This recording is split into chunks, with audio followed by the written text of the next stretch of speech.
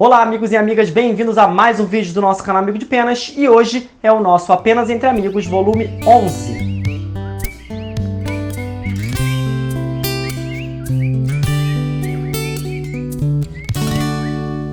O vídeo de hoje está cheio de perguntas, então vamos começar logo para o vídeo não ficar muito grande. A primeira pergunta de hoje é da Érica de Brasília. Admiro muito seu trabalho, agradeço a sua dedicação. Obrigado, Érica. Então a Érica tem 2 casais de calopsitas, tá? Ela leva sempre ao veterinário, eles comem estruzada, já fizeram o exame para micoplasma, salmonela, e um dos casais está com problema de reprodução. O que acontece é que ela bota em média 4 ovos, porém só um bebê sobrevive. Os outros bebês não nascem. E ela não sabe mais o que pensar e nem o que fazer, o que será que deve estar acontecendo, tá? Reprodução é um tema realmente um pouco complicado porque tem muitas variáveis, mas vamos lá. Geralmente o que mata o filhote dentro do ovo ou problema de choco ou problema de doença. Você já fez alguns exames, tá? Não sei se você fez todos, mas de repente eu vou te dizer algumas dicas aqui. Se não funcionarem, acho que vale a pena fazer mais exames de doenças aí, porque pode ser que seja isso, apesar de que a micoplasma é o que atinge mais os filhotes nessa idade. Ela relatou aqui também que ela já pegou o ovo, já passou para outro casal que sempre choca direitinho, então que o problema não deve ser choco, tá? Que é um outro problema também que acontece do filhote morrer no ninho, dentro do ovo, problema de choco. Então se você já trocou de casal esses ovos e mesmo assim não funcionou, não deve ser problema de choco também. Então, descartando doença, descartando choco, a gente vai para a terceira opção, né? A primeira coisa que me veio na minha cabeça é que muita gente acha que não é importante, mas tá? Banheira de água dentro da gaiola, tá?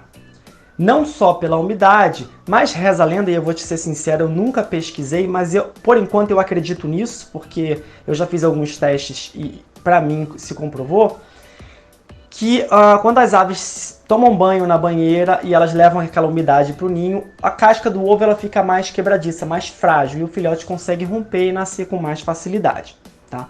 Então, não sei se você está colocando banheira, se estiver colocando, tem alguns criadores que dão de vez em quando uma borrifada de água nos ovos. E a última coisa que a gente tem que considerar é que algumas coisas estão fora do nosso controle, né? Então pode ser que o gene do seu macho com o gene da sua fêmea gerem filhotes com problema, que sejam fracos, não sei se de repente eles são parentes ou não, mas mesmo não sendo parentes, isso pode acontecer, tá? Então, quem tem uma criação é mais fácil a gente perceber isso, porque a gente troca o casal e vê se dá certo com outro macho, com outra fêmea, né? Mas para você, de repente, você não consiga fazer isso. E aí, se por acaso você fizer todos os testes de doença e não funcionar, então considere que esse é um casal incompatível, que eu já falei aqui no vídeo, né, em alguns vídeos, e que eles juntos provavelmente vão gerar filhotes fracos e só um ou outro vai sobreviver. Na natureza, às vezes, isso acontece, e aí realmente poucos filhotes daquele casal sobrevivem, tá? A segunda pergunta é do Vinícius, de Nova Petrópolis, Rio Grande do Sul. É verdade que é mais fácil formar um casal de calopsitas colocando um macho e uma fêmea e usando... Ele usou o nome de um produto aqui, mas Vinícius, a gente não fala o nome de produto que não é parceiro do canal, né? Em respeito aos parceiros do canal. Mas o que ele quis dizer é, usando um estimulante de reprodução ou vitamina E, é mais fácil formar um casal desse jeito?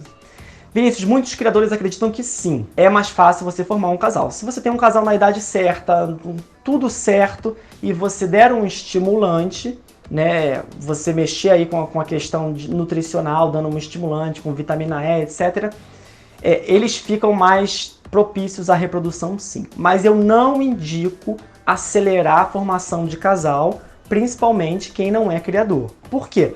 Dentro de uma criação a gente tem recursos, tá? Eu já não aconselho mesmo dentro de uma criação, mas dentro de uma criação a gente tem recursos. Se o casal der um PT, você pega os ovos, bota numa incubadora, bota para outro casal, então a gente consegue resolver, administrar uns problemas, né? Mas para quem não cria, se você tem um casal só ou 2, você acaba, de repente, aquelas aves não conseguindo mais reproduzir, você perdendo todos os filhotes e os ovos, então é melhor não arriscar, aguarda o tempo deles, que vai dar tudo certo. Terceira pergunta, é possível criar calopsitas dentro de casa com apenas um casal? Pergunta do Miguel Ângelo, de Manduri, São Paulo.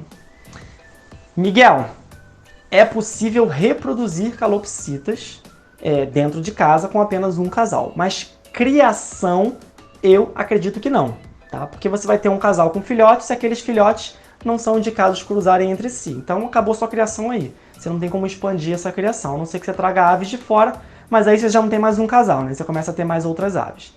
Então você pode começar com um casal, mas para ter uma criação você vai ter que inevitavelmente comprar aves de fora, trazer aves de fora para poder ir aumentando a sua criação e complementando. Quarta pergunta do Vinícius, de Osasco, São Paulo. Eu tenho um casal, eles têm 5 meses e são irmãos. Por isso eu quero separar para que eles, né, não cruzem e tenham filhotes, possivelmente com problemas. Porém, eles estão dando muito carinho um no outro o tempo todo. Será que eles já formaram um casal? Eu ainda posso separar? Vinícius, as calopsitas elas são muito carinhosas. Até os filhotes de 1, 2 meses são carinhosos uns com os outros. Não significa que eles formaram um casal. Eu considero um casal formado quando o casal está fazendo isso, está muito próximo depois dos 6 meses, que é quando eles começam a questão sexual, as fêmeas já começam a querer se interessar por reprodução, os machos também, a partir dos 6 meses. Apesar da gente esperar 1 ano para reproduzir, a partir dos 6 meses eles já começam, algumas fêmeas de repente até botam ovos, alguns casais acasalam. Então, até os 6 meses eu considero que eles simplesmente estão trocando carinho, são adolescentes, crianças trocando carinho, e aí dá para você separar ainda. Mas corre, porque daqui a 2 meses eles já fazem 7, e aí pode ser que já seja mais complicado de você separar, tá? Quinta pergunta do Michel da Costa, Vitória, Espírito Santo.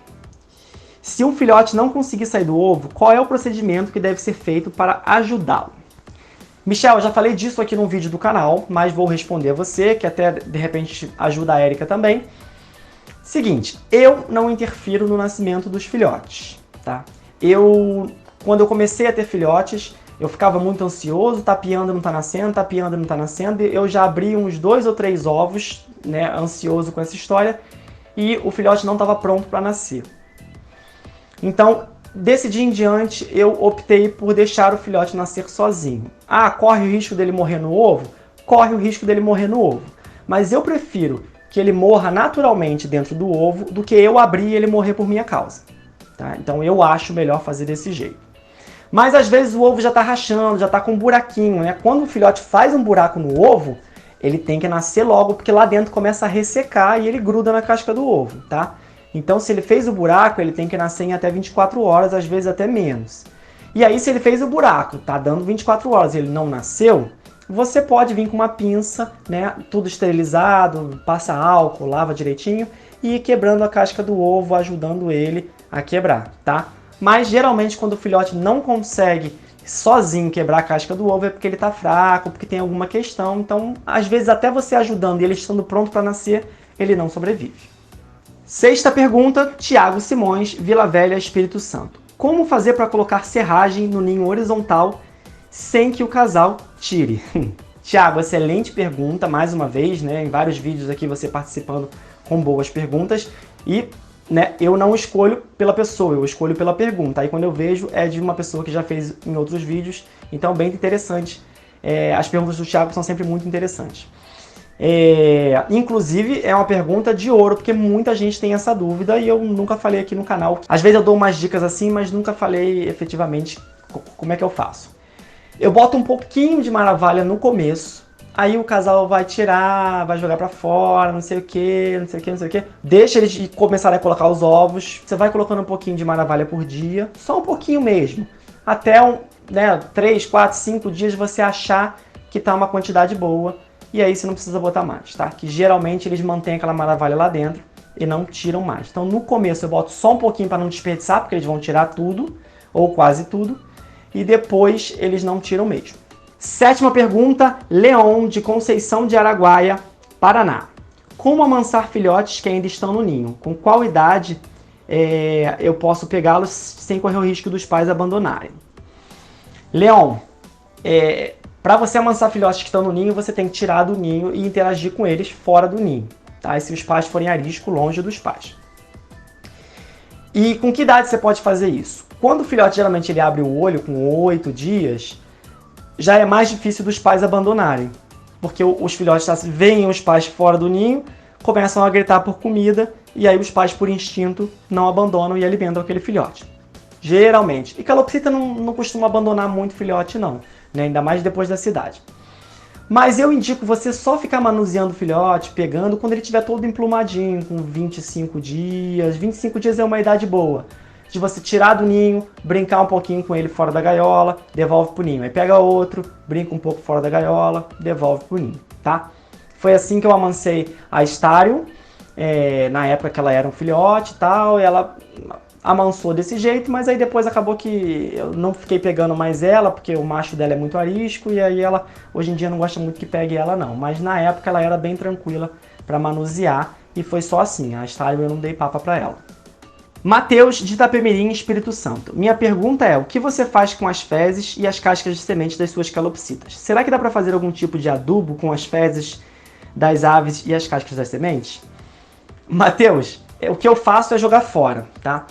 Teve uma época que eu experimentei, eu adoro essa questão de reciclagem, eu guardo um monte de pena de troca de pena, não sei porquê, mas tem um pote cheio, mas um dia eu vou descobrir por que eu guardo essas penas. E teve uma época que eu pegava essas fezes como adubo, e resto de casca de semente, e plantava. E começou a brotar realmente, começou a brotar uma graminha dessas sementes e as aves começaram a comer. Então, reciclando ali, né, para não desperdiçar. Só que atrai muito mosquito, muito inseto. E aí atrai mosca, atrai mosquito, e aí atrai lagartixa, e aí, enfim, assim por diante, né? E aí fica uma confusão, fica uma sujeira, aí eu não curti muito, não. Mas se você conseguir fazer isso de uma maneira longe do seu criadouro, que não atraia bicho ali para perto do criadouro, acho que é possível fazer. Eu fiz, nasceu numa boa o alpiste, né? E funcionou, tá? Mas hoje em dia eu não faço mais não, eu jogo fora mesmo. Próxima pergunta do Ebert, de Caraúbas, Pernambuco. Felipe, eu tenho uma calopsita macho, Arlequim Pérola, e pelo fato dele ser macho e ao mesmo tempo pérola, significa que quando ele ficar adulto ele vai perder o perolado? Herbert, não significa, porque ele é Arlequim, tá? Então a gente não pode esquecer disso. Eu falei aqui eu falei no vídeo de pérola que o pérola macho perde o perolado se ele não for Arlequim. Ah, e se ele for Arlequim? Pode perder e pode não perder, tá? Já vi aves que perderam, já vi aves que não perderam, já vi aves que demorou anos para perder. Então, como ele é Arlequim Pérola, pode ser que ele perca, pode ser que ele não perca, tá bom? Mas geralmente ele vai perdendo sim, demora mais, mas ele vai perdendo sim. Próxima pergunta da Regina, do Cuiabá, Mato Grosso. Você segue outros youtubers de calopsita no Brasil ou no exterior? Tem amizade ou troca informações com alguns deles? Regina, já segui muitos, mas os canais começaram a não ficar mais interessantes por motivos diversos, né? Às vezes o YouTube parou de postar vídeo, às vezes começou a postar um vídeo que não era mais de calopsita, que era de outros animais, então enfim. Então eu parei de seguir muitos. E a amizade mesmo, troca mesmo, eu só tenho com o Joel Rosa. Gosto muito dele, a gente se fala muito bem, se entende muito bem. Mas não nos falamos todo dia, nem todo mês, tá? Eu tenho uma troca maior com criadores do que com youtubers, porque a maioria dos youtubers não são criadores, né? Então os que são, eu até consigo uma troca, né? E muitos que são também, que tem um canal já relevante, grande e tal, não são acessíveis. Então você manda uma mensagem, é difícil da pessoa te responder. Claro que o contato da pessoa não está exposto ali, porque senão é muita gente mandando mensagem. Mas o que acontece é que a pessoa às vezes não responde, às vezes demora muito para responder. Já aconteceu uma situação meio engraçada aqui com outro youtuber e acaba que só o Joel mesmo é que a gente tem uma troca melhor, né? E no exterior, youtuber não, mas estou em grupos do exterior aí de aves e às vezes tem uma troca com outros criadores também. A Regina fez outra pergunta, que por acaso ficou seguido, que foi: adoro o quadro Seu Amigo no Canal, quando ele volta? Regina, eu também adoro o quadro Seu Amigo no Canal, mas de todos os quadros do canal, ele é o que dá mais trabalho de longe. De longe, eu levo dias para terminar um vídeo daquele, apesar de eu adorar, ele não é um vídeo relevante aqui para o canal, tá? Quando eu posto, a média de visualização cai muito e que isso diz pra mim que o público do canal não está gostando do vídeo, apesar de ter aí um monte de gente que adora, inclusive eu. Tá? Então ele é um vídeo que ele é mais esporádico. Tá? A minha programação é lançar um a cada 2 meses, mas às vezes eu não consigo atender porque ele me demanda muito tempo para produzir. Então, mais ou menos isso. Tá? A cada 2 meses sai um, mas não prometo. A Helena de Cuiabá, Mato Grosso, perguntou: tem vontade de ter outra espécie de pistacídeo? Se sim, qual? Helena, sou apaixonada por pistacídeos brasileiros e pistacídeos grandes. Tá? Arara, papagaio. Eu gosto mais de arara e papagaio do que de cacatua, mas gosto de cacatua também.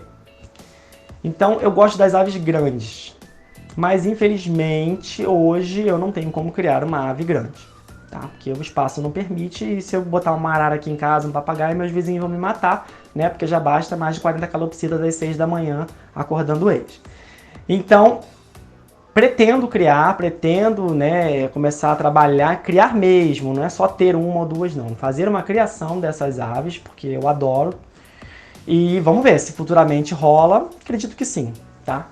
Mas tenho que me organizar para isso poder acontecer. E por último, nós temos aqui a pergunta do William, de Recife, Pernambuco. Qual foi o motivo pelo qual você optou em criar calopsitas? Manda um abraço. Um abraço, William. Por que eu comecei a criar calopsitas? Eu conto já aqui no canal, no vídeo do Pikachu, eu conto no vídeo de como eu comecei a criar calopsitas, mas vou resumir aqui pra vocês, pra quem ainda não viu o vídeo, tá chegando agora, por exemplo. Eu ganhei o Pikachu, tá, da minha avó, do meu avô, era deles, e eles não sabiam cuidar, e acabou que eu peguei, porque eu gosto de animais, e tinha casa, enfim, e experiência em animais. E aí acabei criando e gostei, e acabei procurando uma fêmea para ele não ficar sozinho, descobri que eles precisavam de companhia e tal.